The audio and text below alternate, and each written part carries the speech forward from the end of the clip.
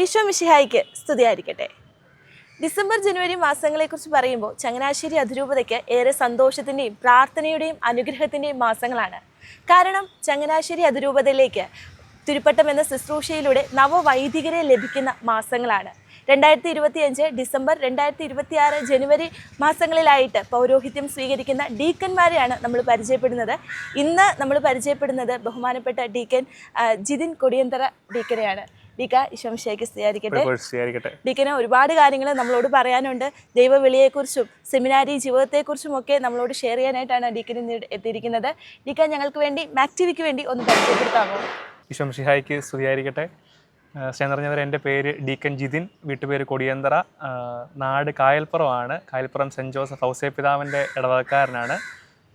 ഇപ്പോൾ നിലവിൽ ഞാൻ വെരൂർ പള്ളിയിൽ ഡീക്കൻ മിനിസ്ട്രി ചെയ്യുകയാണ്. 4 മാസത്തോളമായിട്ട് ഡീക്കൻ മിനിസ്ട്രി ചെയ്യുന്നു. പട്ടത്തിൻ്റെ അടുത്ത ഒരുക്കത്തിലാണ് ഇപ്പം ഞാൻ ആയിരിക്കുന്നത്. ഏകദേശം ഞങ്ങളുടെ ധ്യാനങ്ങളൊക്കെ കഴിഞ്ഞ് ഇപ്പം പട്ടത്തിൻ്റെ അടുത്ത ഒരുക്കത്തിൽ ഞങ്ങളെല്ലാവരും 15 പേരും മുമ്പോട്ട് നീങ്ങുന്നു. ഇവരെല്ലാവരും തന്നെ വളരെ സന്തോഷത്തിലാണ്, അതിലേറെ ഒരുങ്ങിക്കൊണ്ടിരിക്കുന്ന ഒരു സമയമാണ്. ഇവർ മാത്രമല്ല, ചങ്ങനാശ്ശേരി അതിരൂപതയും അത്രയേറെ സന്തോഷത്തിലാണ്. ഡീക്ക, ഈ ഒരു ദൈവവിളിയെക്കുറിച്ച് പറയുമ്പോൾ അല്ലെങ്കിൽ പൗരോഹിത്യത്തെക്കുറിച്ച് പറയുമ്പോൾ നമുക്ക് ആദ്യം ചോദിക്കാൻ തോന്നുന്ന ഒരു ചോദ്യം തന്നെ ദൈവവിളിയെക്കുറിച്ചാണ്. ദൈവവിളി തിരിച്ചറിയുക എന്ന് പറയുന്നത് വളരെ പ്രധാനപ്പെട്ട ഒരു കാര്യമാണ്. ഡീക്കൻ എങ്ങനെയാണ് ഡീക്കൻ്റെ ദൈവവിളി തിരിച്ചറിഞ്ഞത്?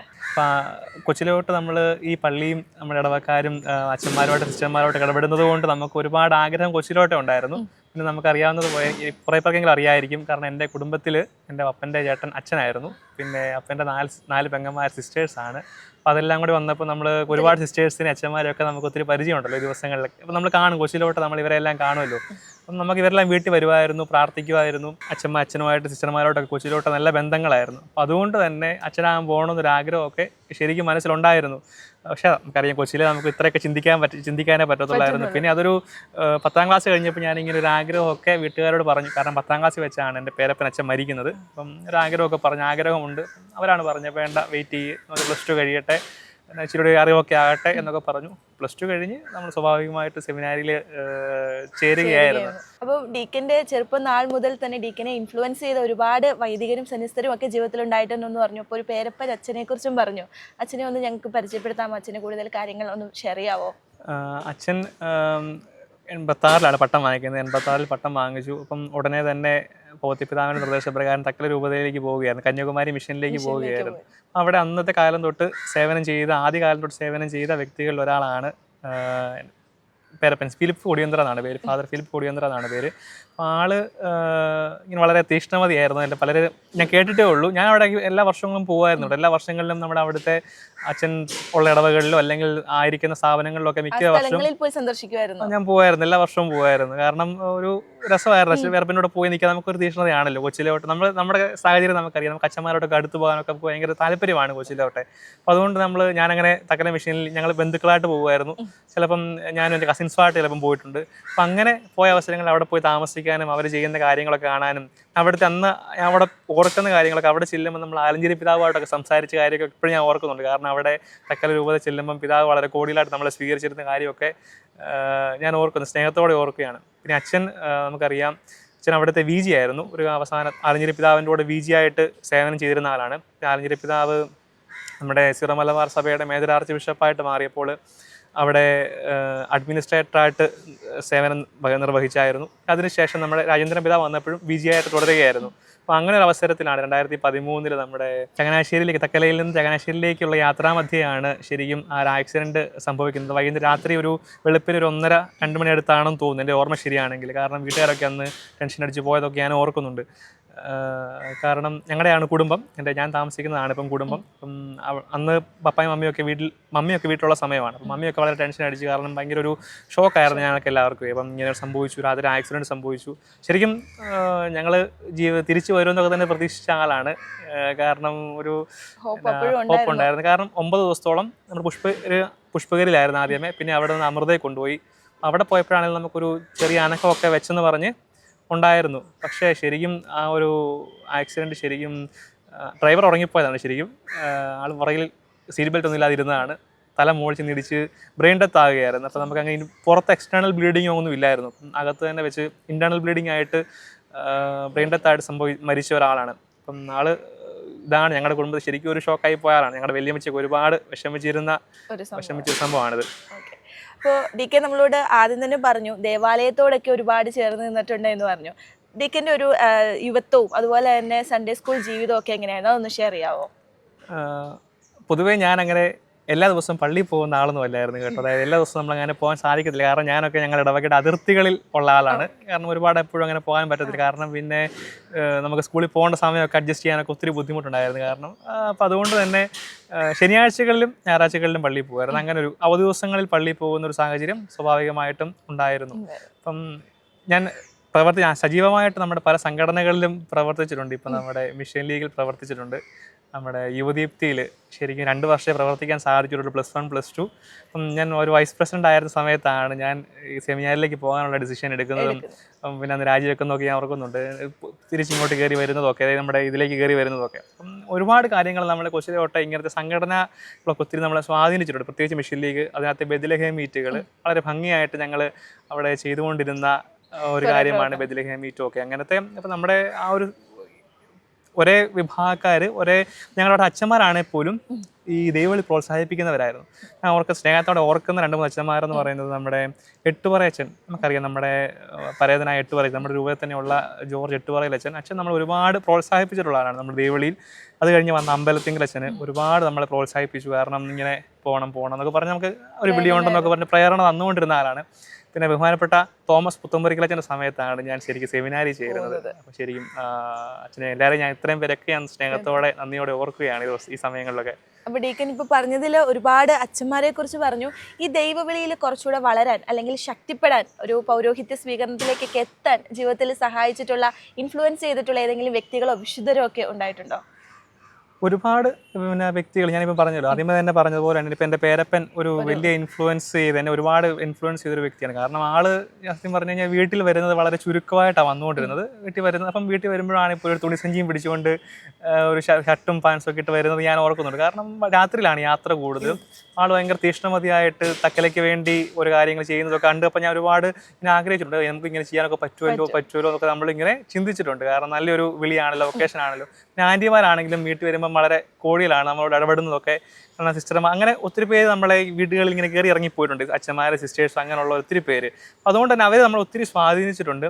പിന്നെ കുറച്ചും കൂടെ തീഷ്ണമായിട്ട് ഞാൻ പറഞ്ഞു കഴിഞ്ഞാൽ നമ്മൾ ഈ സെമിനാരിലേക്ക് പോകണമെന്നൊക്കെ ശരിക്കും തോന്നുന്നത് ഞങ്ങളുടെ വികാരിച്ചന്മാരുടെ സ്വാധീനം ശരിക്കുണ്ട്. ഞാൻ നേരത്തെ പറഞ്ഞ അവരെല്ലാം തന്നെ ഉണ്ട്. പലരും ഒരുപാട് നമ്മളെ സ്വാധീനിച്ച് സെമിനാരിലേക്ക് പറഞ്ഞയക്കാൻ വേണ്ടി പിന്നെ ഒരു കാരണമായിട്ടുണ്ട് സ്വാഭാവികമായിട്ടും. കാരണം ഇവരെല്ലാം നമ്മളെ വളരെ പ്രോത്സാഹിപ്പിച്ചിട്ടുണ്ട് സെമിനാരിൽ പോകണം. പിന്നെ സൺഡേ സ്കൂൾ അധ്യാപകരെല്ലാം ഒത്തിരി നമ്മളെ ഈ കൂട്ടത്തിൽ ഇങ്ങനെ ചേർത്ത് നിർത്തിയിട്ടുണ്ട്. അപ്പം ഞാൻ പ്രത്യേകമായിട്ട് ഓർക്കുന്ന ഒരു വ്യക്തിത്വം എന്ന് പറയുന്നത് ഞങ്ങളുടെ മഠത്തിലെ സിസ്റ്റർ ജോയ്സ് FCC ആണ്. കാരണം കൈനകരിക്കാരത്തിയാണ്. അപ്പം സിസ്റ്ററാണ് പറഞ്ഞു കഴിയുമ്പോൾ കുറച്ചുകൂടെ മനസ്സിലാകുമായിരിക്കും. സിസ്റ്റർ നമ്മുടെ അൽഫോൺസാമയുടെ നാമകരണ നടപടിക്ക് വിശുദ്ധിയാക്കിയ സമയത്ത് മാലാഖമാരുത്തുവാനിൽ പാടിയല്ലോ, അപ്പം അത് എഴുതിയ സിസ്റ്ററാണ് ജോയ്സ് എന്ന് പറയുന്നത്. സിസ്റ്റർ നമ്മൾ ഒരുപാട് പ്രോത്സാഹിപ്പിച്ചിട്ടുണ്ട്. ഞങ്ങൾ അൾത്താരപാലന്മാരെ ട്രെയിൻ ചെയ്യിക്കുന്നതൊക്കെ സിസ്റ്ററായിരുന്നു. ശരിക്കും ഒരു അംഗമായിരുന്നു. നമ്മൾ മഠത്തിൽ പോയി ഇതെല്ലാം ഒന്ന് സിസ്റ്റർ ഭയങ്കര സ്ട്രിക്റ്റ് ആണ്. മലയാളം വായിക്കുന്ന കാര്യത്തിൽ, മലയാളം പറയുന്ന കാര്യത്തിൽ, ഉച്ചാരണ ശുദ്ധിയുടെ കാര്യത്തിലെ ഓരോ കാര്യങ്ങൾ ചെയ്യുന്ന കാര്യത്തിലൊക്കെ. അപ്പം സിസ്റ്റർ ഞങ്ങളുടെ ഇടവകയിൽ ഏകദേശം 40 വർഷത്തോളം സേവനം ചെയ്തിട്ടുള്ളതാണ് എൻ്റെ ഒരു ഓർമ്മ, പറഞ്ഞു കേട്ടിട്ടുള്ളത്. അപ്പം സിസ്റ്റർ ഇങ്ങനെ ഞങ്ങളുടെ അപ്പനപ്പൂമാർ തൊട്ട് എല്ലാവരെയും പരിചയമാണ്, വീട്ടുകാരെല്ലാവരും. അപ്പം നമ്മളോട് സ്വാഭാവികമായിട്ടും പറയും ഒരു വിളിയുണ്ട്, ഇങ്ങനെ പോകണം എന്നൊക്കെ പറഞ്ഞ് ഒരുപാട് നമ്മളെ പ്രോത്സാഹിപ്പിച്ചിട്ടുള്ള വ്യക്തികളിൽ ഒരാളാണ് ജോയ്സമ്മയൊക്കെ. അപ്പോൾ ഡീക്കൻ്റെ ജീവിതത്തിൽ ഡീക്കനെ ഇൻഫ്ലുവൻസ് ചെയ്ത ഒരുപാട് വ്യക്തികളുണ്ട്. അത്തരത്തിലൊരു ഘടകമായിരിക്കും കുടുംബവും. ഇനി നമുക്ക് കുടുംബത്തെക്കുറിച്ചൊന്ന് അറിയാം.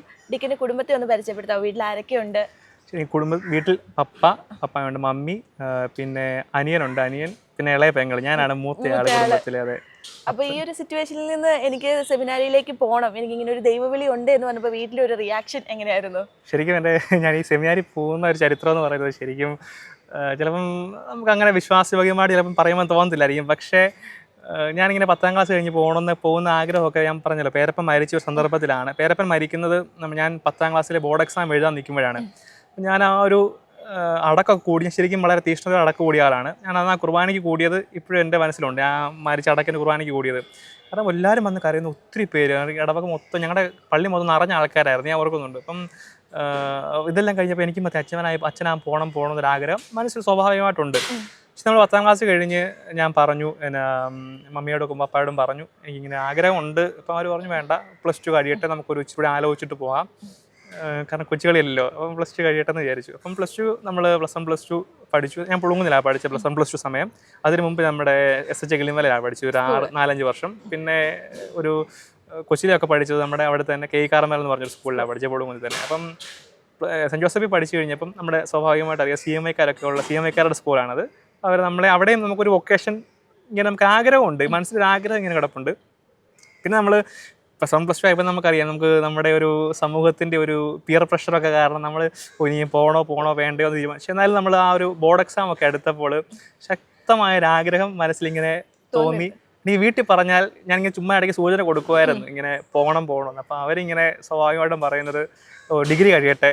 അപ്പോൾ ഞാനിങ്ങനെ വിചാരിച്ചു ഇനി ഡിഗ്രി കഴിഞ്ഞ് കഴിഞ്ഞാൽ അവരെന്നെ വിടാനൊന്നും വലിയ എക്സ്റ്റെൻഡ് ചെയ്തുകൊണ്ടിരിക്കുക, അവരുടെ കളിപ്പിക്കുകയാണെന്ന് അങ്ങനെ ഒരു എന്നാലും കളിപ്പിക്കുമെന്ന് പറയുന്നത് അവർ സ്നേഹം കൊണ്ട് പറയുന്നതാണ്.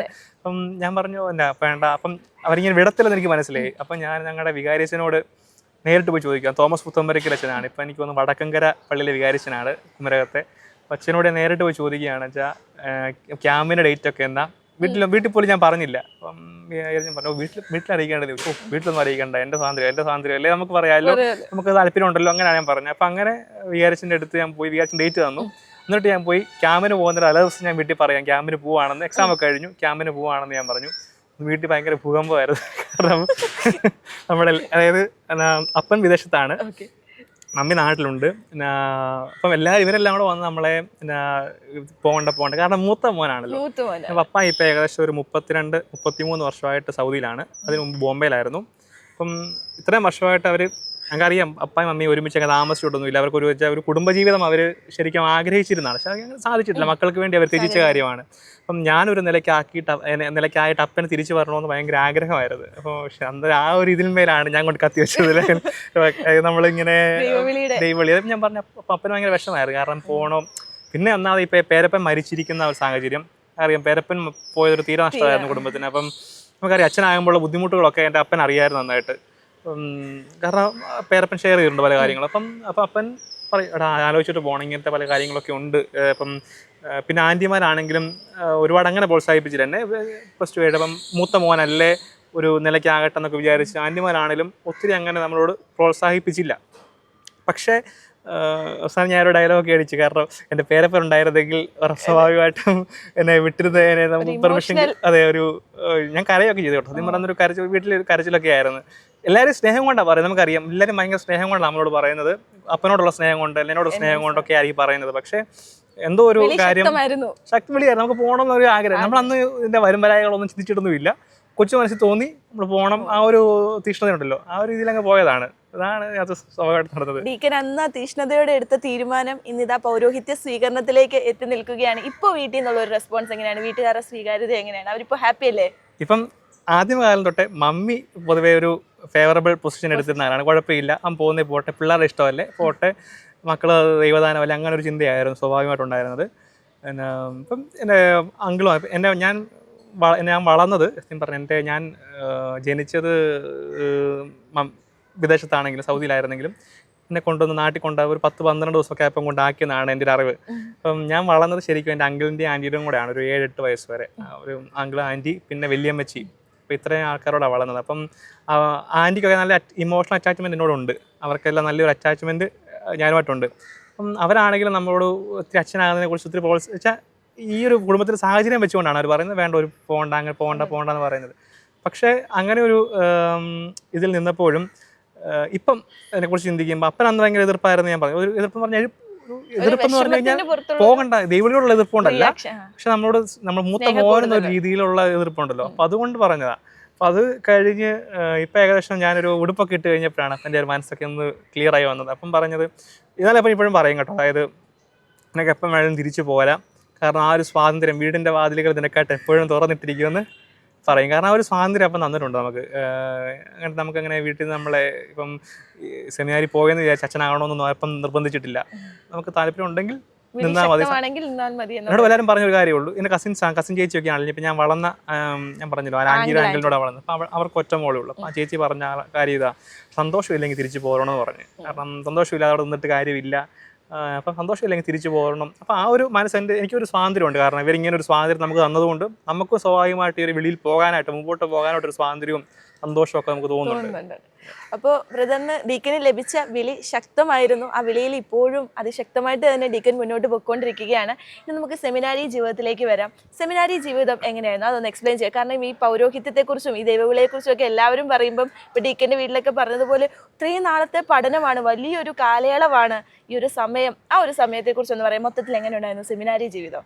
ഞാനിത് സെമിനാരികളെ കുറിച്ച് പറയുമ്പോൾ 2015 ഞാൻ സെമിനാരിൽ ഔദ്യോഗികമായിട്ട് കയറുന്നത്. ഇത് നമ്മുടെ കുറിച്ചി മൈനർ സെമിനാരിലാണ് കയറുന്നത്. അപ്പം അവിടെ ഫസ്റ്റ് +2 കഴിഞ്ഞ് ഞാൻ ചേരുന്നത് പോലായിരുന്നു. അപ്പം ഞങ്ങൾ കുറേ പേരുണ്ടായിരുന്നു. ഒരു രസമായിരുന്നു അവിടുത്തെ സെമിനാരി ജീവിതം എന്ന് പറയുന്ന രസമാണ്. കാരണം ഇത്രയും കൊച്ച് നമ്മുടെ +1 +2 പഠിക്കുന്നവരെ ഈ ഡിഗ്രി പഠിക്കുന്നവരെല്ലാം ഒരുമിച്ച് ജീവിക്കുമ്പോൾ നമുക്കറിയാമല്ലോ ഇത്രയും ഒരു എക്സ്പീരിയൻസ്, ഒരു എനർജി എന്ന് പറയുന്നത് ഒരുമിച്ച് ജീവിക്കുമ്പോൾ എനർജി വ്യത്യാസമാണല്ലോ. അതുപോലെ ഒരു രസകരമായിട്ട് നമ്മൾ എൻജോയ് ചെയ്തൊരു കാലഘട്ടമാണ് മൈനർ സെമിനാരി കാലഘട്ടം എന്ന് പറയുന്നത്. കുറിച്ചി സെമിനാരിലായിരുന്നു ആദ്യത്തെ 1 വർഷം, ആദ്യത്തെ 2 വർഷം. പിന്നെ നമ്മൾ കുറിച്ചിയിൽ ഫസ്റ്റ് ഇയർ നമ്മൾ സ്വാഭാവികമായിട്ട് നമ്മൾ അവിടുത്തെ ഇനീഷ്യൽ നമ്മുടെ ഇൻട്രൊഡക്ഷൻ സബ്ജക്ട്സ് എല്ലാം പഠിക്കും. സെക്കൻഡ് ഇയർ ആയപ്പം ഞങ്ങളുടെ സമയത്ത് നിർബന്ധമായിരുന്നു, സിനഡ് എടുത്ത തീരുമാനമായിരുന്നു എല്ലാവരും ഡിഗ്രി കോളേജിൽ പോയി ചെയ്യണമെന്നുള്ളത്. അപ്പം ഞങ്ങളെല്ലാം കോളേജിൽ പോയി ഡിഗ്രി ചെയ്തവരാണ്. ഞാൻ SB കോളേജിൽ BCom ആണ് പഠിച്ചത്. അവിടുത്തെ പഠിത്ത 3 വർഷത്തെ പഠിത്തം 2016 തൊട്ട് 19 വരെ കഴിഞ്ഞു. അതിനുശേഷം 19 അതിനിടയ്ക്ക് തന്നെ നമ്മൾ സെമിനാരി മാറുന്നുണ്ട്. അതായത് കുറിച്ചിയിൽ നിന്ന് നിരണത്തേക്ക് പോകുന്നുണ്ട്. നിരണത്ത് നമുക്കൊരു സെമിനാരി ഉള്ളത് നമുക്ക് എല്ലാവർക്കും ഏകദേശം അറിയാവുന്ന കാര്യങ്ങളാണ്. നിരണത്ത് സെമിനാരി ഉണ്ടായിരുന്നു. അപ്പോൾ അവിടെയും നമുക്കറിയാം തോമാസ് ലീഗായുടെ പാദസ്പർശമേറ്റൊരു സ്ഥലമാണ്, തിരുശേഷിപ്പുണ്ട്. അവിടെ നമുക്കൊരു ആത്മീയമായ ഒരു ഉണർവ് തന്ന സ്ഥലമാണ് ശരിക്കും നിരണ സെമിനാരി എന്ന് പറയുന്നത്. നമ്മളൊരു ബാച്ച് എന്ന രീതിയിൽ അല്ലെങ്കിൽ 2 ബാച്ച് എന്ന രീതിയിൽ നമ്മൾ കൂടുതൽ ബന്ധം വന്ന ഒരു സമയമാണ് പ്രത്യേകിച്ച് നിരണ സെമിനാരി. അവിടെയുള്ള അച്ഛന്മാരൊക്കെ ഞങ്ങൾ സ്നേഹത്തോടെ ഓർക്കുകയാണ് ഈ സമയങ്ങളിൽ. നമ്മൾ ഈ പട്ടത്തിന് നന്ദി പറയുമ്പോൾ ഇതെല്ലാം ഓർക്കണമല്ലോ. ഇതെല്ലാം നമ്മൾ ഓർക്കുന്നുണ്ട്, ഒത്തിരി സ്നേഹത്തോടെ തീഷ്ണതയോടെ നമ്മൾ ഓർക്കുന്നുണ്ട്. അപ്പം നിരണത്ത് പിന്നെ നമ്മൾ നിരണത്തുനിന്ന് പിന്നെ ഞങ്ങൾ കുറിച്ചിയിലേക്ക് last year degree final year ആയപ്പോൾ ട്രാൻസ്ഫേർഡ് ആയി. അപ്പോൾ അവിടെ വെച്ചാണ് പിന്നെ ബാക്കി അവസാന വർഷ പഠിത്തവും മേജർ സെമിനാരിലേക്ക് പോകാനുള്ള എൻട്രൻസ് ഒക്കെ എഴുതിയെന്ന് എൻ്റെ ഒരു ഓർമ്മ. അവിടെ നിന്ന് പിന്നെ മേജർ സെമിനാരിലേക്ക് ഫിലോസഫി പഠനത്തിനായിട്ട് പോയത് ആലുവ മംഗലപ്പുഴ സെമിനാരിലാണ്. അപ്പം അത് വേറൊരു ലോകമാണ്. കാരണം പല രൂപതകളിൽ നിന്നുള്ളവർ, പല കോൺഗ്രിഗേഷനിൽ നിന്നുള്ളവർ ഒരുമിച്ച് വന്ന് താമസിക്കുന്നു, പഠിക്കുന്നു. വലിയൊരു സെമിനാരി, ഏകദേശം 300-നടുത്ത് സ്റ്റുഡൻസ് ഒക്കെ ഉള്ളൊരു സെമിനാരി.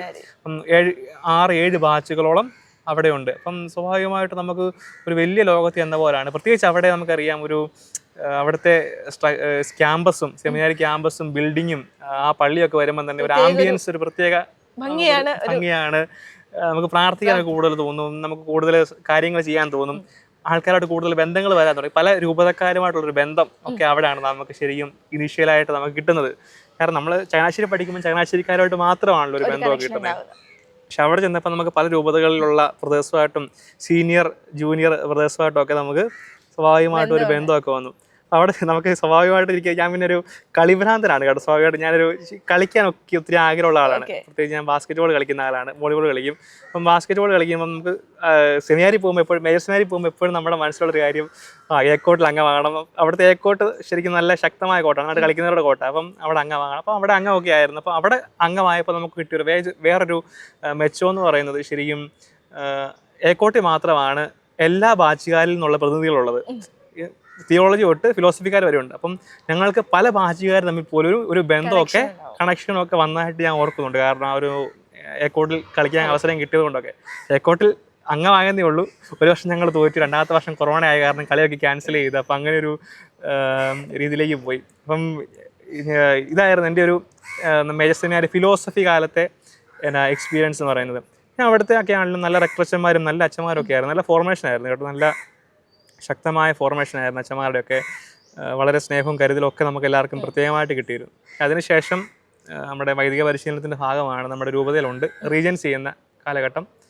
അപ്പം റീജൻസ് ചെയ്ത സമയത്താണ് ശരിക്കും ആദ്യത്തെ ഒരു 6 മാസം നമ്മുടെ സന്ദേശാലയം, നമ്മുടെ രൂപതയുടെ മതബോധന കേന്ദ്രത്തിലാണ് ഞാൻ റീജൻസ് ചെയ്തത് ഒരു 6 മാസത്തോളം.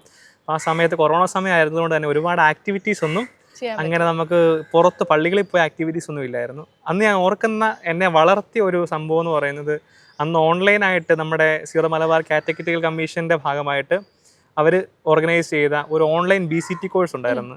ഏകദേശം നമ്മുടെ രൂപതയിലെ 500 പേരെടുത്ത് ഓർക്കുന്നത്. ഞാനത് നമ്മൾ ഓൺലൈനായിട്ട് അതെല്ലാം നമ്മൾ കൈകാര്യം ചെയ്തതും, കാരണം അന്ന് ജോബിൻ പെരുമ്പളശ്ശേരി അച്ഛനാണ് അവിടുത്തെ ഡയറക്ടറായിട്ട് ഇരിക്കുന്നത്. അച്ഛൻ എനിക്ക് സ്വാതന്ത്ര്യം തന്നു, നീ അത് ഇഷ്ടമുള്ള പോലെ. ഞാൻ ഇങ്ങനെ ഐഡിയ പറഞ്ഞു, അച്ഛാ ഗൂഗിൾ ക്ലാസ് റൂം അങ്ങനത്തെ കാര്യങ്ങളൊക്കെ ഉണ്ടെന്ന് പറഞ്ഞപ്പം അച്ഛൻ പറഞ്ഞ നീ അതനുസരിച്ച് ചെയ്തു. അപ്പോൾ ഒരു രസമായിരുന്നു. ഞങ്ങൾ എല്ലാവരും കൂടെ പോയി ഒരു ഗ്രൂപ്പൊക്കെ ഉണ്ടാക്കി, ഇവർക്ക് മെസ്സേജുകൾ അയക്കുന്നു, പിന്നെ ഇവരെല്ലാം പല ഗ്രൂപ്പുകളായിട്ട് ഡിവൈഡ് ചെയ്യുന്നു, ഹോംവർക്കുകൾ സ്ഥിരം വാങ്ങിക്കുന്നു, ഓൺലൈനായിട്ട് തന്നെ എല്ലാം. 500 പേരോളം. അന്ന് വലിയൊരു എക്സ്പീരിയൻസ് ആയിരുന്നു. നമുക്കൊന്ന് കോർഡിനേറ്റ് ചെയ്യാനൊക്കെ നമുക്കൊരു അവസരം തന്നത് ദൈവത്തിന് നന്ദി പറയുന്നത്. അതുപോലെ നമ്മുടെ ജോബിൻ അച്ഛന് ഒരുപാട് സ്നേഹത്തോടെ നന്ദി. നമുക്കറിയാം അച്ഛൻ ഒരുപാട് നമ്മളെ വളർത്തിയിട്ടുണ്ട് ആ റീജൻസി സമയത്ത്. അതിനുശേഷം ആ സമയത്താണ് ഞാൻ നമ്മുടെ മനക്കച്ചറിലും പഠിപ്പിച്ചത്. ലീജയുടെ ഒപ്പം ഞാൻ അവിടെ സൺഡേ സ്കൂളിൽ അധ്യാപകനായിരുന്നു, വിർച്വൽ അധ്യാപകനായിരുന്നു. കണ്ടിട്ടില്ലെങ്കിലും ഒരു ഫോണിന്റെ അപ്പുറത്ത് ഇവിടുന്ന് നമ്മൾ ഒരു സ്കൂളിൽ പഠിപ്പിച്ചിട്ടുണ്ട്. അതെ. പിന്നെ അത് കഴിഞ്ഞ് നമ്മുടെ റീജൻസിയുടെ 2ാം ഭാഗം നമ്മുടെ തിരുവനന്തപുരം ലൂർദ് മാതാ കെയറിൽ, അത് നമ്മുടെ ക്യാൻസർ കെയർ സെൻ്ററാണ്. നമ്മുടെ ക്യാൻസർ പേഷ്യൻസിന് വേണ്ടി RCCയിലൊക്കെ വന്ന് സേവനം ചെയ്യുന്നവരുണ്ടെങ്കിൽ വന്ന് ഈ ട്രീറ്റ്മെൻറ്റ് എടുക്കുന്നവർ, അവർക്ക് ഫ്രീ ആയിട്ട് താമസിക്കാനും അക്കോമഡേഷനും ഫുഡും ഒക്കെ കൊടുക്കുന്ന ഒരു നമ്മുടെ രൂപതയുടെ ഒരു കാരുണ്യ ഭവനമാണ്. അപ്പോൾ ഒരുപാട് ബെനഫാക്ടേഴ്സിനെ വെച്ച് തന്നെ ഓടുന്നൊരു ഭവനമാണ്. അപ്പോൾ അവിടെ പോയി നിൽക്കുമ്പോൾ നമുക്ക് വേറൊരു എക്സ്പീരിയൻസ് ആണ് അല്ലേ. നമ്മൾ ഓഫീസിൽ നിന്ന് മാറി ഇവിടെ ഒരു വേറെ ജീവിതങ്ങളെ കാണാൻ തുടങ്ങി. ഒരുപാട് പേര് ഇപ്പം ക്യാൻസർ രോഗികൾ ഒരുപാട് പേര്, അവരുടെ ജീവിതാനുഭവങ്ങൾ കാണുന്നു. അവിടെ അന്ന് ഡയറക്ടറായിട്ട് ഉണ്ടായിരുന്നത് ബഹുമാനപ്പെട്ട മോബൻ ചൂരവടി അച്ഛനാണ്. അപ്പം അച്ഛനെയും ഒത്തിരി സ്നേഹത്തോടെ ഓർക്കണം. അച്ഛൻ ഒരുപാട് വളർത്തിയിട്ടുണ്ട്. അച്ഛൻ്റെ കൂടെ അപ്പം അച്ഛൻ നമ്മുടെ എല്ലാ കാര്യത്തിലും കൂടെ കൊണ്ടുപോയിരുന്നു. അച്ഛൻ വളരെ ഒരു കാരുണ്യത്തിൻ്റെ മുഖമുള്ളൊരു മനുഷ്യനാണ്. അവിടെ അന്വേഷിച്ച് കഴിഞ്ഞാൽ മനസ്സിലാവും, വളരെ കാരുണ്യത്തിൻ്റെ മുഖമുള്ള ഒരു ഇടയനാണ് അല്ലേ. ഒരു ഇടയനാണ്, നല്ലൊരു ഇടയനാണ്. അപ്പം അവിടെ ഭംഗിയായിട്ട് നമ്മുടെ ലൂർദ് മാതാ കെയറിനെ കൊണ്ടുപോയി പല കാര്യങ്ങളും അവിടെ ഭംഗിയായിട്ട് ചെയ്തു. അപ്പോൾ ഒപ്പം അച്ഛൻ്റെ കൂടെ നിന്നുകൊണ്ട് ഇതൊക്കെ ചെയ്യാനായിട്ട് സാധിച്ചു എന്നുള്ളത് ഒരുപാട് സ്നേഹത്തോടെ ഓർക്കുകയാണ്, ഒരു നന്ദിയോടെ ഓർക്കുകയാണ് ഈ അവസരത്തിൽ. അപ്പോൾ അന്ന് ആ ലൂർദ് മാതാ കെയറിൽ ഉണ്ടായിരുന്ന പല ആൾക്കാർ ഇപ്പോഴും നമ്മളെ കാണുമ്പോൾ നമ്മൾ ഓർക്കും, നമുക്ക് വേണ്ടി പ്രാർത്ഥിക്കുന്നുണ്ട്. അത് നമ്മൾ ക്രിസ്ത്യാനികൾ മാത്രമല്ല എന്നുള്ളതാണ്, നാനാജാതി മതസ്ഥരാണ് അവിടെ വരുന്നത്. അവർക്കെല്ലാം നമ്മളോട് ഭയങ്കര സ്നേഹവും കരുതലും. അപ്പോൾ ആ ഒരു ഇതാണ് അവിടെ. അപ്പോൾ ആ സമയത്ത് തന്നെയാണ് ഞാൻ നമ്മുടെ തിരുവനന്തപുരത്ത് പൊങ്ങുമൂട് പള്ളിയിലും സഹായിക്കുന്നുണ്ടായിരുന്നു. അപ്പോൾ അവിടെ പള്ളി പഠിപ്പിക്കാൻ പോകുമായിരുന്നു, പിന്നെ കീബോർഡ് പഠിപ്പിക്കുമായിരുന്നു ചെറുതായിട്ട്. അപ്പോൾ അങ്ങനെ പിള്ളേരുമായിട്ടൊക്കെ ബന്ധമായി, പള്ളി ഇടവക്കാരുമായിട്ടൊക്കെ ബന്ധമായി. ഇപ്പോൾ ഇടവകയുടെ ഒരു ചെറിയ എക്സ്പീരിയൻസും ആ സമയത്ത് മോഹനച്ചൻ തന്നായിരുന്നു. അങ്ങനത്തെ ഒരു നന്മയുടെ ലോകമായിരുന്നു അതും. അതിനുശേഷമാണ് ശരിക്കും ഞാൻ നമ്മുടെ തിയോളജി പഠനത്തിനായിട്ട് റോമിലേക്ക് യാത്രയാകുന്നത്. അത് പറയുമ്പോൾ മാക് ടിവിയുടെ സബ്സ്ക്രൈബേഴ്സിന് ഈ മുഖം കുറച്ചുകൂടി സുപരിചിതമാണ്. കാരണം നമ്മുടെ മാക് ടിവിയുടെ റിപ്പോർട്ടറാണ് റോമിൽ നിന്നുള്ള നമ്മുടെ ജിതിൻ ഡീക്കൻ്റെ ഒരുപാട് വീഡിയോസ് നമ്മുടെ ചാനലിൽ കൂടെ വന്നിട്ടുണ്ട്. ആ ഒരു സമയത്ത് ഒരു എക്സ്പീരിയൻസ് ഒന്ന് ഷെയർ ചെയ്യാം, മാക് ടിവി ആയിട്ടുള്ളതും ഒപ്പം റോമിലെ പഠന സമയവും. റോമിലെ പഠന സമയം പെരുന്നോട്ടം പിതാവ് ഇങ്ങനെ വിളിച്ചു. ഞാൻ ലൂർദ് മാതാ കെയറിൽ സേവനം ചെയ്തുകൊണ്ടിരിക്കുന്ന സമയത്താണ് ഞാൻ ഒരു പ്രാവശ്യം ഇവിടെ നമ്മുടെ അതിരൂപതാ കേന്ദ്രത്തിൽ വന്നപ്പോൾ പിതാവ് ഇങ്ങനെ പറഞ്ഞു, നമുക്ക് പോകണമെന്നൊക്കെ പറഞ്ഞു. ഞാൻ വിളിച്ചു, വലിയ ആഗ്രഹമൊന്നും നമുക്കങ്ങനെ സ്വാഭാവികമായിട്ട് നമ്മുടെ രൂപതയിൽ അങ്ങനെ ഒരു സിസ്റ്റം ഒരു 5-6 വർഷമായിട്ട് ആരെയും വിടുന്നില്ല, ആരും പ്രതീക്ഷിക്കുന്നുമില്ല. നമ്മൾ ഇങ്ങനെ പറയുമെന്ന് രൂപതയിൽ ഇങ്ങനെ ഒരു ആഗ്രഹം ഉണ്ടെന്നോ ഒന്നും അറിയത്തില്ലല്ലോ. പറഞ്ഞപ്പം നമ്മൾ പെട്ടെന്ന് അങ്ങനെ ചിന്തിച്ചില്ല. അപ്പം പിന്നെ പിതാവ് പറഞ്ഞാൽ ഇങ്ങനെ വെച്ചിട്ടുണ്ട്, എതിർപ്പൊന്നും പറയണ്ട, അങ്ങ് പൊക്കോളാം. പിതാവ് പറഞ്ഞാൽ ഓർക്കുന്നുണ്ട്. ശരി പിതാവ്, കുഴപ്പമില്ല, പാടിത്തച്ഛനെ കണ്ടാൽ മതി. അന്ന് പാടിത്തച്ഛനാണ് ഞങ്ങളുടെ ചാർജ് ഉള്ളത്. അച്ഛനെ കണ്ടാൽ മതി. അച്ഛനെ കണ്ട് എനിക്കത്തെ പറഞ്ഞ പാസ്പോർട്ടോ അങ്ങനത്തെ കാര്യങ്ങളൊന്നും ഇല്ലല്ലോ, നമ്മളൊന്നും എടുത്തിട്ടില്ല. അപ്പോൾ അന്ന് പാടിത്ത പറയാം പാസ്പോർട്ടൊക്കെ എടുത്തു, നമുക്ക് പോകാൻ റെഡിയാകാം. ശരി എന്നാൽ നമ്മൾ അങ്ങനെ അതിനുള്ള കാര്യങ്ങളെല്ലാം നമ്മൾ ചെയ്തു തുടങ്ങി.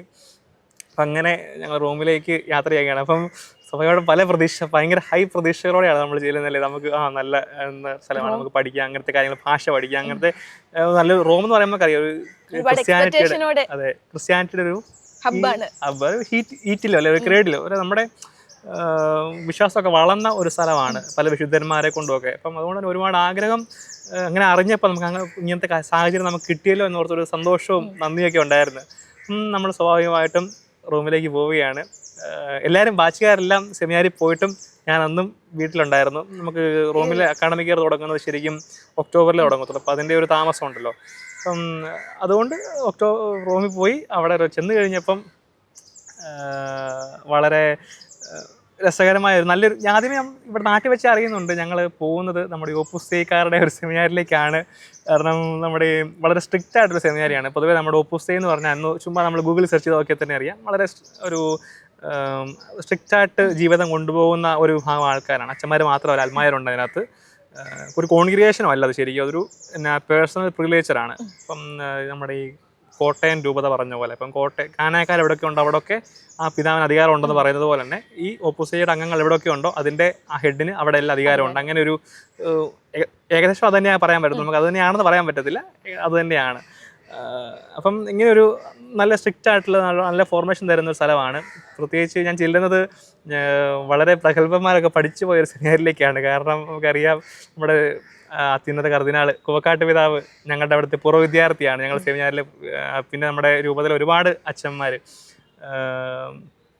നമ്മുടെ സ്നേഹമായിട്ട് ഓർക്കുന്ന നമ്മുടെ റോബി ആലഞ്ചേരി അച്ഛനെ, നമ്മുടെ ഇവിടുത്തെ ഷൈജു പാറയ്ക്കലച്ഛൻ, നമ്മുടെ പ്രിൻസിപ്പാളായ ഷൈജു പാറയ്ക്കലച്ഛനെ, നമ്മുടെ സന്ദേശകേന്ദ്രത്തിൻ്റെ ഡയറക്ടറായിരുന്ന ആൻഡ്രൂസ് പാണമ്പറമ്പിലച്ഛനെ, പിന്നെ ടോം ആലയ്ക്കലച്ഛൻ, ഇവർക്കെല്ലാം ശേഷമാണ് ഞങ്ങൾ അവിടേക്ക് പഠിക്കാനായിട്ട് ഞാനും എൻ്റെ കൂടെ വേറൊരു ബ്രദറും ഉണ്ടായിരുന്നു നമ്മുടെ രൂപതയിൽ തന്നെയുള്ള ഞങ്ങൾ അവിടെ ചെല്ലുന്നത്. അപ്പം വളരെ നമ്മൾ ഭയങ്കര എക്സ്പെക്റ്റേഷൻ, നമുക്ക് ഒരു നല്ല സാഹചര്യം, നമുക്ക് സിംഗിൾ മുറിയൊക്കെ കിട്ടുമെന്ന് വളരെ പ്രതീക്ഷയോടെയാണ് നമ്മൾ അങ്ങോട്ടേക്ക് ചെല്ലുന്നത്.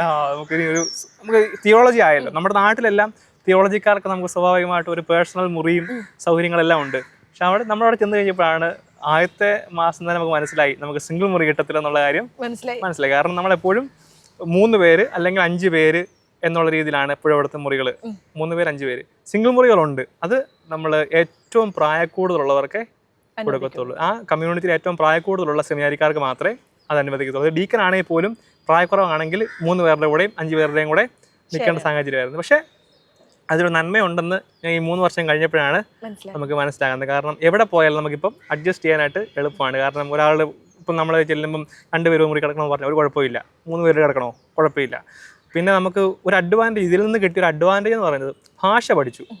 കാരണം അവിടുത്തെ ഒരു സിസ്റ്റം അനുസരിച്ച് നമ്മൾ ഒരിക്കലും ഈ 3 പേരിടുമെന്ന് പറഞ്ഞപ്പോഴും 3 പേരും ഒരു രാജ്യത്തു നിന്നുള്ളവരായിരിക്കത്തില്ല.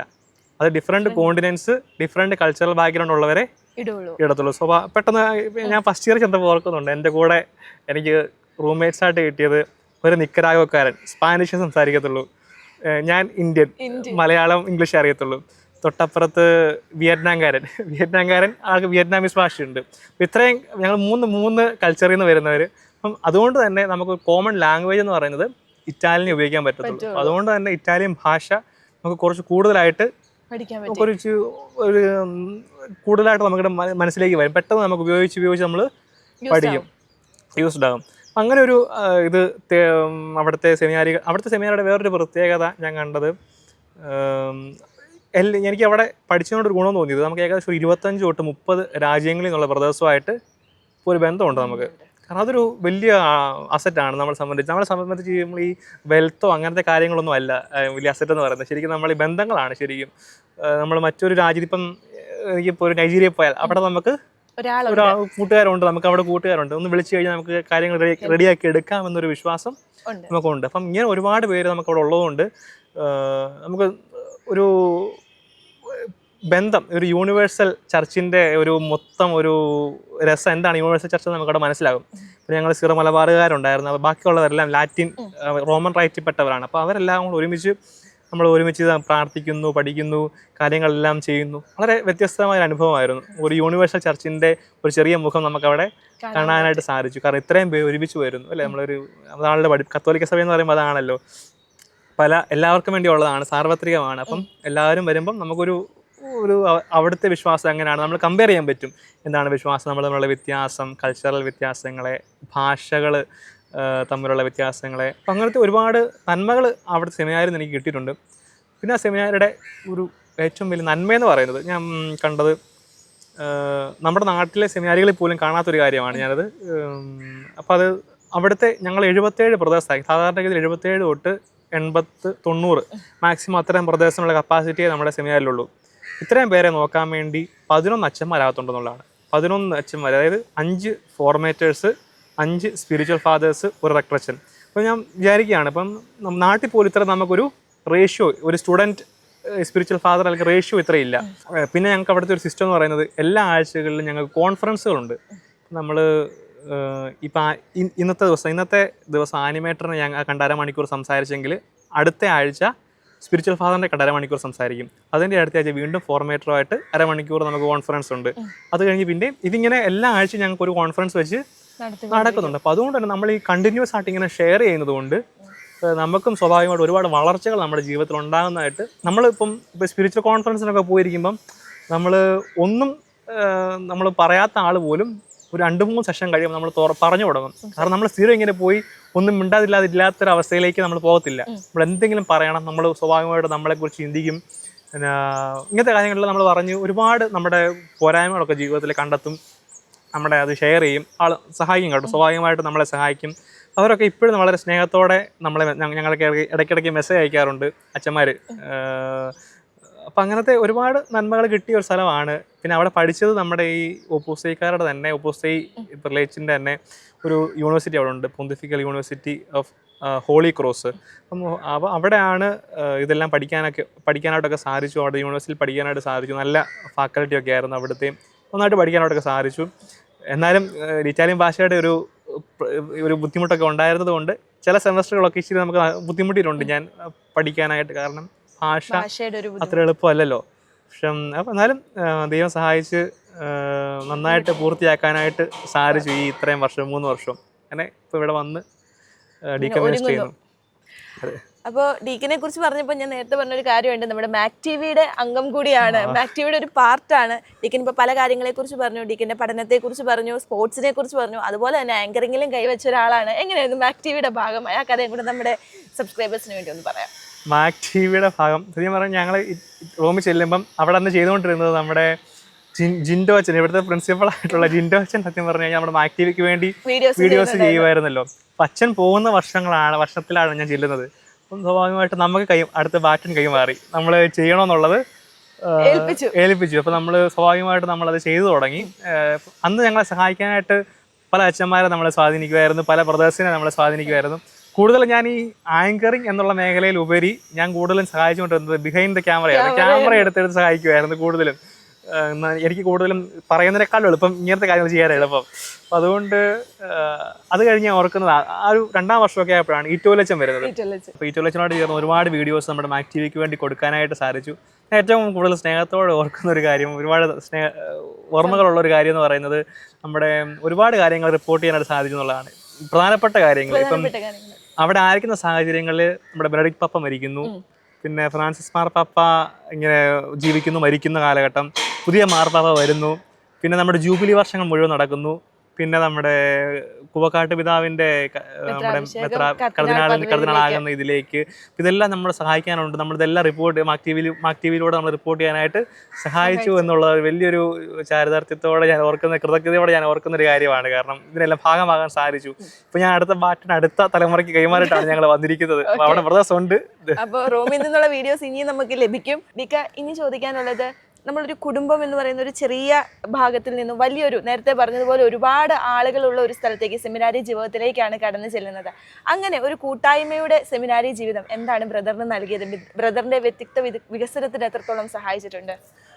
പെട്ടെന്ന് നമുക്കറിയാം, നമ്മുടെ കുടുംബത്തിൽ നമ്മൾ അങ്ങനെ പണ്ടത്തെ കാലം പോലല്ലോ, നമ്മുടെ തലമുറയ്ക്കകത്തൊക്കെ ഒരുപാട് മക്കളില്ലാത്ത ചെറിയ കുടുംബങ്ങളാണല്ലോ. 3 മക്കള് അല്ലെങ്കിൽ 2 മക്കൾ, അങ്ങനെ ഒരു അവസ്ഥയിലേക്ക് നമ്മൾ ചുരുങ്ങിയല്ലോ.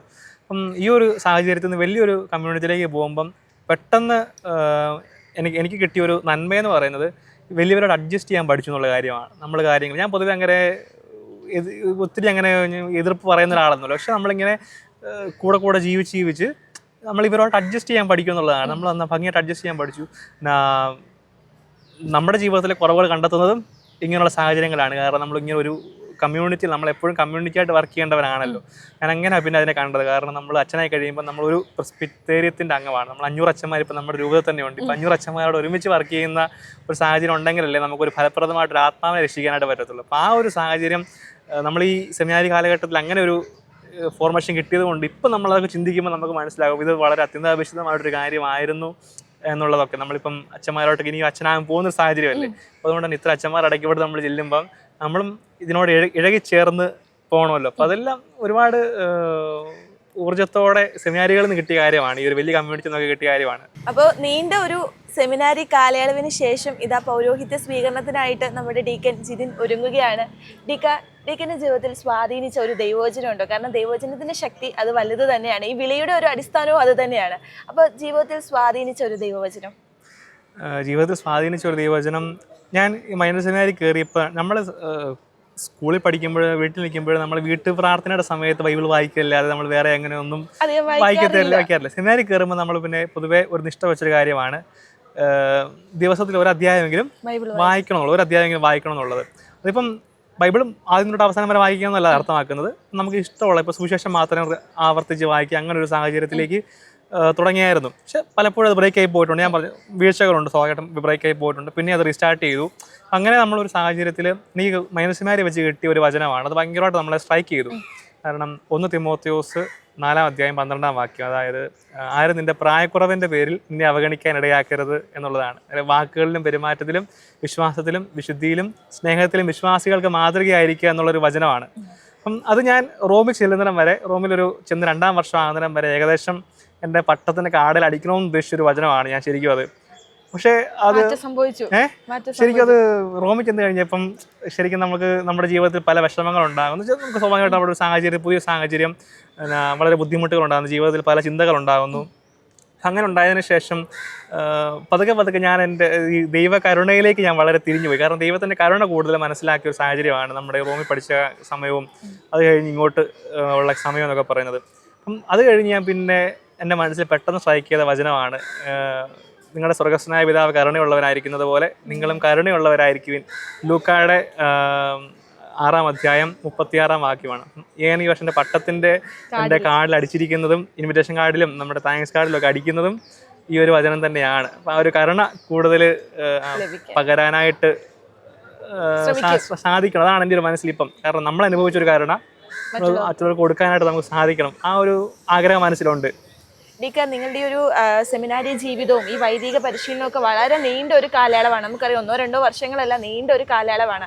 അപ്പോൾ ഈ ദൈവവേളയിൽ ഉറച്ചു നിൽക്കുക എന്ന് പറയുന്നത് എനിക്കറിയാം ഒരുപാട് പ്രലോഭനങ്ങൾ നേരിട്ടിട്ടുണ്ടാവും, ഒരുപാട് ബുദ്ധിമുട്ടുകൾ അനുഭവിച്ചിട്ടുണ്ടാവും. ആ ഈ ഒരു സമയത്ത് നേരിട്ട ഏറ്റവും വലിയൊരു പ്രലോഭനം എന്തായിരുന്നു? അതിനെങ്ങനെയാണ് അതിജീവിച്ചത്?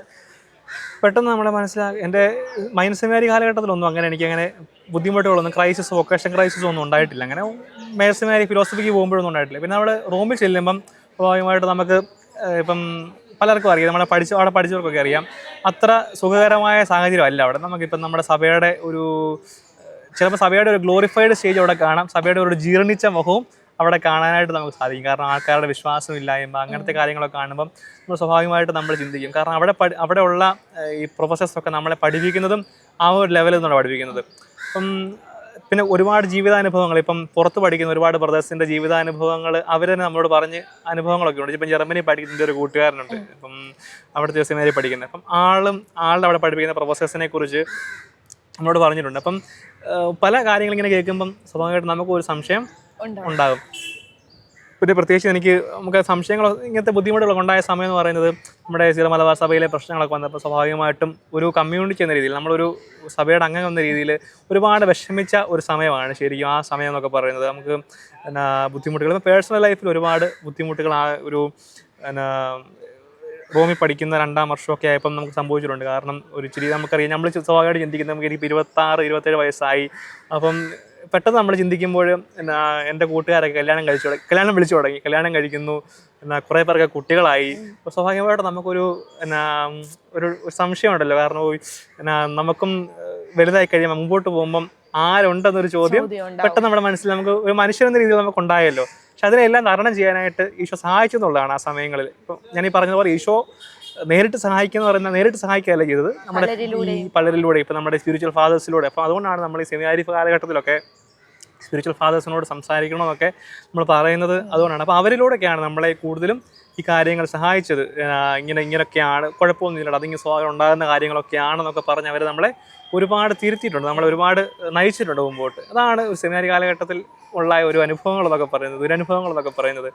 ഇപ്പം ഏതായാലും ഞാൻ വളരെ ഹാപ്പിയാണ്. കാരണം അടുക്കാൻ പോകുന്നു, അതിലേക്കാണ് വരുന്നത്. തിരുപ്പട്ടം ഇനി ഏതാനും ദിവസങ്ങൾക്കുള്ളിൽ ഒരു വൈദികനായിട്ട് മാറുകയാണ്. ദൈവത്തിന്റെ ഈശോയുടെ ഒരു വിളിക്ക് ശക്തമായിട്ട് എസ് പറയാൻ പോവുകയാണ് പൂർണ്ണമായിട്ടും. അപ്പൊ എന്തൊക്കെയായി ഒരുക്കങ്ങൾ, എവിടം വരെയായി ഒരുക്കങ്ങൾ?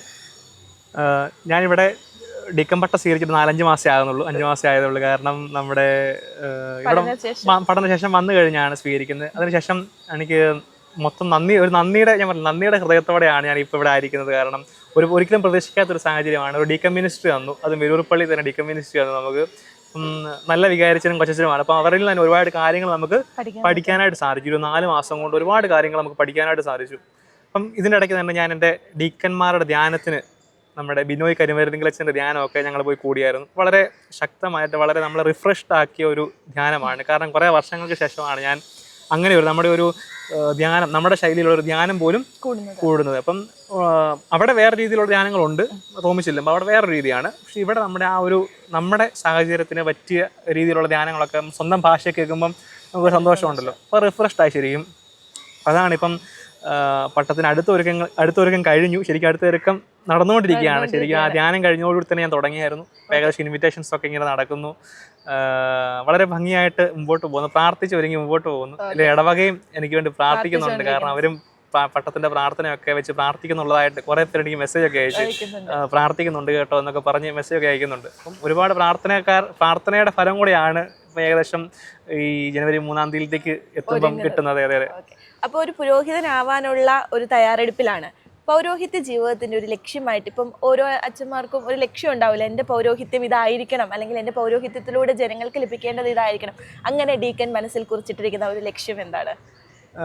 അങ്ങനെ മനസ്സിൽ കുറിച്ചിട്ടിരിക്കുന്ന ലക്ഷ്യം എന്ന് പറയുന്നത്, ഞാൻ എൻ്റെ പട്ടത്തിൻ്റെ വായനകളുമായിട്ട് ബന്ധപ്പെട്ട് ഞാൻ പെട്ടെന്ന് ഇങ്ങനെ നോക്കിയപ്പം ഞാൻ പട്ടത്തിൻ്റെ വായനകളൊക്കെ ഒന്ന് ഓടിച്ചു നോക്കിയായിരുന്നു. അപ്പം അതിനകത്ത് എന്നോട് വിളിച്ച് ഏത് വായന വായിക്കണമെന്ന് ചോദിച്ചായിരുന്നു പട്ടത്തിന്. അപ്പോൾ അങ്ങനെ ഞാൻ വായിച്ചു നോക്കി സെലക്ട് ചെയ്തൊരു കാര്യമാണ് നമ്മുടെ ശിഷ്യന്മാരെ തിരഞ്ഞെടുക്കുന്നു. അതിനകത്ത് വളരെ സ്ട്രൈക്ക് ചെയ്തൊരു കാര്യം ദാനമായി. എനിക്ക് 4 വായനകളുണ്ട്. 4 വായനകൾ വായിച്ചു നോക്കിയപ്പം നമ്മളുമായിട്ട് സ്ട്രൈക്ക് ചെയ്തൊരു കാര്യമായിരിക്കുമല്ലോ നമ്മൾ വായിക്കാൻ പറയുന്നത്.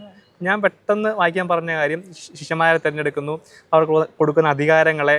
അപ്പം അതിൻ്റെ ദാനമായി കൊടുക്കുവിൻ എന്നൊരു കാര്യമുണ്ടല്ലോ. അപ്പം ഇതെനിക്കൊരു ദാനമായിട്ട് കിട്ടിയൊരു കാര്യമാണ്. ഞാൻ ഏറ്റവും കൂടുതൽ ദാനമായിട്ട് കിട്ടിയ കാര്യം ഈശോയുടെ കരുണയാണ് ഞാൻ അങ്ങനെ മനസ്സിലാക്കുന്നത്. അപ്പോൾ ആ ഒരു കരുണ മറ്റുള്ളവരിലേക്ക് എത്തിക്കാനായിട്ട് ഒരാഗ്രഹം എനിക്കുണ്ട്. ഇപ്പം ഞാൻ കഴിഞ്ഞ ദിവസം ഞാനിങ്ങനെ ഇടയ്ക്ക് വൈകിട്ട് ഞങ്ങളുടെ വികാരിച്ചനായിട്ട് ഇപ്പം എൻ്റെ വെരൂര ഡീക്കം മിനിസ്റ്റർ ചെയ്യുന്ന പള്ളിയിൽ വികാരിച്ചനുമായിട്ട് സംസാരിക്കുമ്പോൾ അച്ഛൻ പറഞ്ഞ ഒരു വചനം, അത് ഞാൻ വേറെ രീതിയിലാണ് ചിന്തിച്ചിരുന്നത്. പക്ഷേ അച്ഛൻ അത് പറഞ്ഞ ആ ഒരു വചനത്തിലാക്കാൻ പറഞ്ഞു കഴിഞ്ഞാൽ നമുക്കറിയാം, ഫ്രാൻസിസ് മാർപ്പാപ്പ പറയുമായിരുന്നു, നിങ്ങൾ ആടുകളുടെ മണമുള്ള ഇടയന്മാരാകണമെന്ന് പറയുമായിരുന്നു. പക്ഷെ അച്ഛൻ അന്ന് അതിനെക്കുറിച്ച് വേറെ രീതിയിൽ ചിന്തിച്ചെന്നോട് പറഞ്ഞു.